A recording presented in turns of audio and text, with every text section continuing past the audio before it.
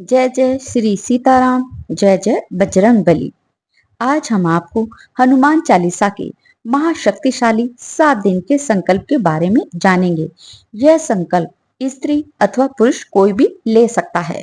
अगर आपकी लाइफ में ढेर सारी प्रॉब्लम है, स्ट्रेस है, टेंशन है या ओवर थिंकिंग सता रही है या आपको कोई भी काम में फोकस नहीं लग रहा हो, तो आपको बजरंग बली का नाम लेकर यह महाशक्तिशाली 7 दिन का हनुमान चालीसा का संकल्प अवश्य लेना चाहिए।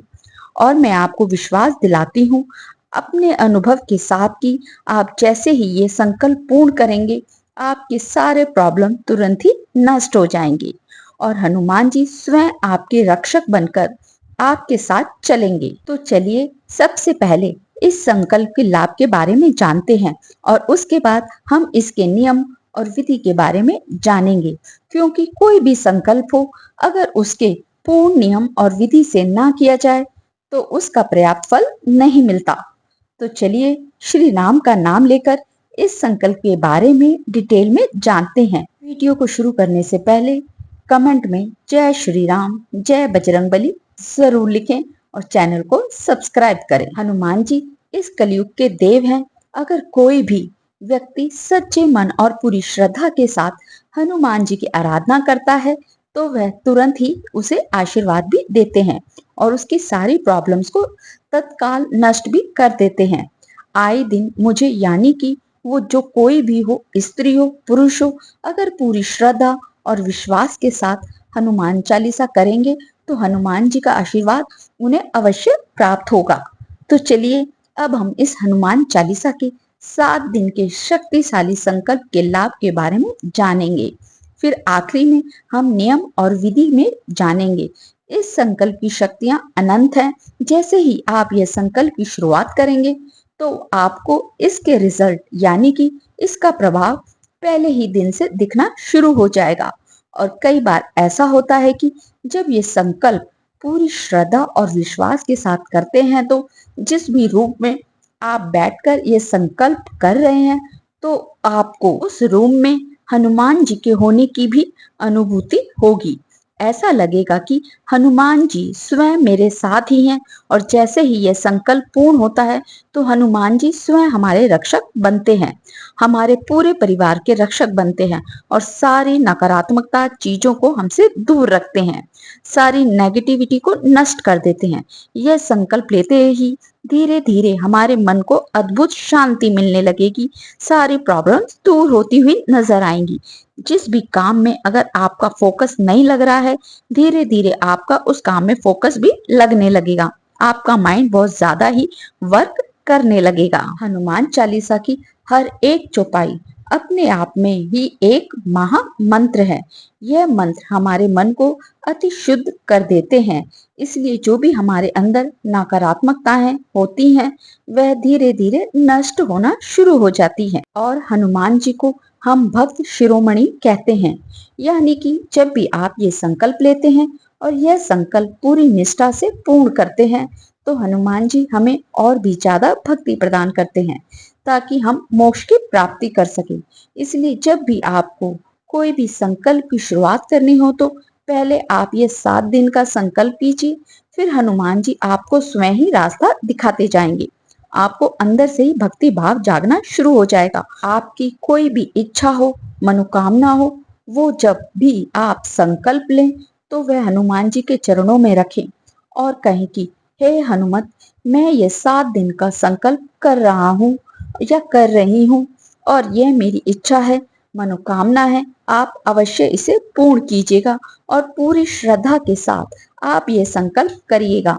कुछ ही समय में आपकी जो भी इच्छा और मनोकामना होगी वह हनुमान जी तत्काल ही पूर्ण कर देंगे। संकल्प को किस तरह करना है यानी कि इसके नियम और विधि क्या है। कोई भी पाठ हो, कोई भी संकल्प हो, अगर उसके पूर्ण नियम और विधि से ना किया जाए तो उसका पर्याप्त फल नहीं मिलता। इसलिए आप ये नियम और विधि ध्यान से सुनिए। सर्वप्रथम आप यह संकल्प मंगलवार अथवा शनिवार को ले सकते हैं। उसके लिए आप ब्रह्म मुहूर्त में भी यह संकल्प स्टार्ट कर सकते हैं अथवा शाम को सूर्य अस्त के बाद यानी कि शाम को 7:30 8 बजे के बाद भी यह संकल्प कर सकते हैं। मैं शाम को 7:30 और 8 बजे के बाद ही हनुमान चालीसा का संकल्प करती हूँ। सबसे खास बात, जब भी हम ये संकल्प लेते हैं तो हमें हमारे शरीर की पूरी तरह से शुद्ध रखना है, यानी कि हमें पूरी तरह से 7 दिन तक ब्रह्मचर्य का पालन करना चाहिए। और अगर हो सके, आप सक्षम है तो 7 दिन तक व्रत भी करिए। उपवास करने से हमारे अंदर भक्ति भाव ज्यादा बढ़ता है। तो चलिए अब हम इस संकल्प की विधि के बारे में जानते हैं। तो सबसे पहले आपको एकांत में बैठना है। उसके बाद आपको एक चौकी लेनी है। उस चौकी पे लाल आसन रखिए और उस पर श्री राम दरबार की फोटो फ्रेम रखिए। अगर आपके पास फोटो फ्रेम ना हो और रामचरितमानस हो तो रामचरितमानस भी रख सकते हैं। उसके आगे हनुमान जी का एक छोटा सा विग्रह रखिए। हनुमान जी की एक छोटी सी फोटो फ्रेम भी राम दरबार के आगे रख सकते हैं। उसके बाद आपको एक तांबे का कलश लेना है। उसमें गंगा जल भर के उस चौकी पर ही रख देना है। उसके बाद हनुमान जी को प्रसाद भी रख सकते हैं, जैसे कि हनुमान जी को बूंदी के लड्डू अति प्रिय हैं। मैं जब भी संकल्प लेती हूँ तो हनुमान जी को बूंदी के लड्डू का प्रसाद अवश्य रखती हूँ। आप भी बूंदी के लड्डू अथवा कोई भी फल प्रसाद के रूप में वहां रख सकते हैं। उसके बाद आपको एक दिया प्रज्वलित करना है और फिर आपको यह संकल्प लेना है, हनुमान जी को राम दरबार को नमन करके आपको कोई भी प्रॉब्लम आपकी हो, कोई भी स्ट्रेस से, कोई भी ओवर थिंकिंग से आप गुजर रहे हो, तो हनुमान जी के सामने आपकी पीड़ाओं को व्यक्त करना। हनुमान जी को कहना, मैं ये 7 दिन का संकल्प ले रही हूँ, मेरी सारी बाधाएं पीड़ाएं आप नष्ट कर दीजिए और मुझ पर आप अपनी अनंत कृपा बरसाइए।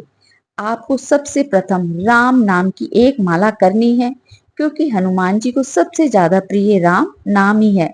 इसलिए संकल्प स्टार्ट करने से पहले आपको सर्वप्रथम राम नाम की एक माला करनी है। उसके बाद हनुमान चालीसा की शुरुआत कीजिए और 7 बार आप हनुमान चालीसा गाइए। और उसके बाद जब हनुमान चालीसा पूर्ण हो जाए, फिर आपको एक राम नाम की माला करनी है। इस तरह 7 दिन तक आपको 7 बार हनुमान चालीसा करनी है। और यह पाठ इतना शक्तिशाली होता है कि आपको पहले ही दिन से इसका प्रभाव दिखना शुरू हो जाएगा। और यह पाठ जैसे ही पूर्ण होगा, 7 दिन आप 7 बार हनुमान चालीसा गाकर यह संकल्प पूर्ण करेंगे और आपकी सारी प्रॉब्लम नष्ट होती हुई नजर आएगी। अद्भुत शांति का अनुभव होगा। जो वो कलश में गंगा जल रखा है वो पूरे परिवार में बांट दीजिए और वह जो भोग प्रसाद रखा है वह भी आप ग्रहण करके पूरे परिवार को दे दीजिए। हनुमान जी आपके सारे कष्ट दूर कर देंगे। तो आशा करती हूँ कि आपको ये वीडियो पसंद आई होगी। अपने फ्रेंड्स और फैमिली के साथ जरूर शेयर कीजिएगा। तो मिलते हैं ज्ञानवर्धक बातें की ऐसी ही अमूल्य जानकारी के साथ, नए संकल्प, नए पाठ और उसके नियम और विधि के साथ। और अगर आप मेरे चैनल पर नए हैं तो चैनल को सब्सक्राइब अवश्य कीजिएगा और कमेंट्स में जय श्री राम, जय बजरंगबली लिखना मत भूलिए। जय बजरंगबली, जय श्री राम।